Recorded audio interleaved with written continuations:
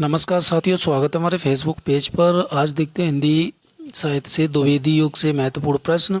और ये प्रश्न सभी टीजीटी पीजीटी परीक्षा के लिए बहुत ही महत्वपूर्ण होंगे, तो वीडियो पूरा देखें।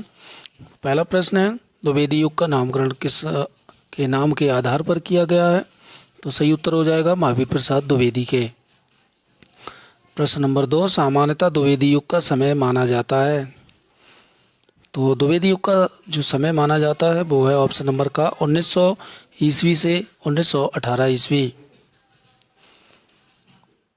प्रश्न नंबर 3, द्विवेदी युग को जागरण सुधार काल किसने कहा? तो इसका सही उत्तर हो जाएगा ऑप्शन नंबर घ, डॉक्टर नगेंद्र ने। प्रश्न नंबर 4, इनमें से कौन द्विवेदी युग का कवि नहीं है? तो इसका सही उत्तर हो जाएगा ऑप्शन नंबर ख, सोहन लाल द्विवेदी। अगला प्रश्न है, इतिवृत्तात्मकता किस काव्य की प्रमुख विशेषता है? तो ये है द्विवेदी युग की।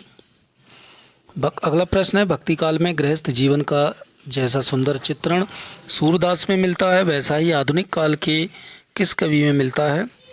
तो सही उत्तर हो जाएगा ऑप्शन नंबर ख, मैथिली शरण गुप्त में। प्रश्न नंबर 7, द्विवेदी युग के संपूर्णता प्रतिनिधि कवि हैं? तो सही उत्तर हो जाएगा ऑप्शन नंबर ग, मैथिली शरण गुप्त। अगला प्रश्न है, द्विवेदी युग के सर्वश्रेष्ठ प्रगीतकार माने जाते हैं? तो सही उत्तर हो जाएगा ऑप्शन नंबर ग, मुकुटधर पांडे। अगला प्रश्न है कि अयोध्या सिंह उपाध्याय हरिऔध को प्रिय प्रवास के लिए कौन सा पुरस्कार मिला था?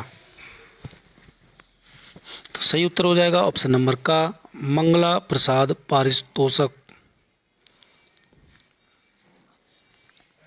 अगला प्रश्न है, द्विवेदी युगीन कौन सा ग्रंथ ब्रजभाषा की श्रेष्ठ काव्य परंपरा के स्मारक के रूप में स्मरणीय है? तो सही उत्तर ऑप्शन नंबर ख, उद्धव शतक। अगला प्रश्न है, प्रकृति चित्रण की दृष्टि से द्विवेदी युग का श्रेष्ठ कवि हैं? तो सही उत्तर हो जाएगा श्रीधर पाठक। अगला प्रश्न है, द्विवेदी युग के किस कवि को हिंदी साहित्य सम्मेलन का सभापति बनाकर सम्मानित किया गया? ऑप्शन नंबर घ is right answer, Ayodhya Singh Upadhyay Hariaudh. अगला प्रश्न है, कौन सी प्रवृत्ति द्विवेदी युग की नहीं है?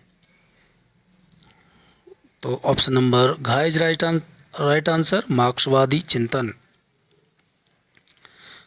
प्रश्न नंबर 14, द्विवेदी युग की प्रमुख काव्य भाषा क्या थी? तो द्विवेदी युग की जो काव्य भाषा थी प्रमुख वो थी ऑप्शन नंबर घ, खड़ी बोली।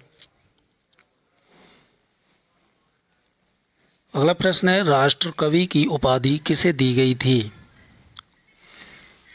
तो राष्ट्र कवि की उपाधि दी गई थी ऑप्शन नंबर का, मैथिली शरण गुप्त को। प्रश्न नंबर 16, खड़ी बोली का प्रथम कवि किसे माना जाता है? तो 16 का सही उत्तर हो जाएगा अमीर खुसरो को। अगला प्रश्न है, मैथिली शरण गुप्त किस छंद का प्रयोग अधिक करते थे? तो सही उत्तर हरिगीतिका का।